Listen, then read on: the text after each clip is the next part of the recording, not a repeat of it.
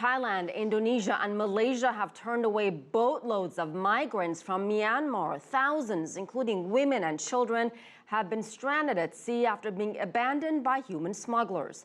As CCTV's Tony Cheng reports, their plight is becoming more desperate by the day. Thai government officials heading out into the Andaman Sea to intercept a boat full of Rohingya refugees. Since Thailand started to crack down on people smugglers 2 weeks ago, as many as 8,000 refugees have been stranded. The authorities were heading to this boat, carrying several hundred people. It arrived in Thai waters on Thursday, but after fixing the engine and passing over supplies, the boat was moved on, even though its human cargo was in a perilous condition.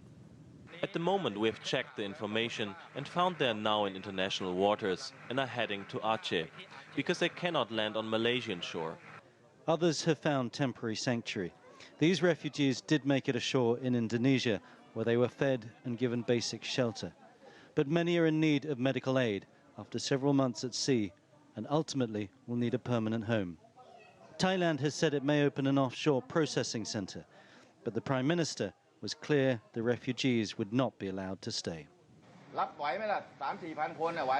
Do you think we can take on 3,000 to 4,000 people?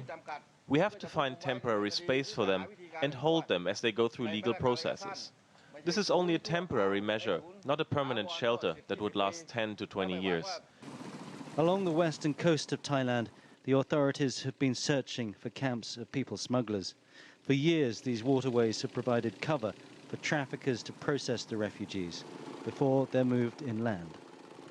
The patrol's currently going through these little waterways that crisscross through the mangrove, and you can see how easy it would be for the traffickers to hide thousands of people that they've just brought down from Myanmar and Bangladesh.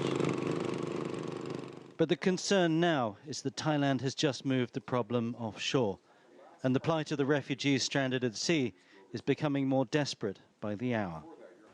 A lucky few have managed to land, but despite the relief, their long-term future is in doubt. Unwelcome and unwanted, but with the level of persecution they face in Myanmar, at this stage, no one is suggesting they go home. Tony Cheng, CCTV, Thailand.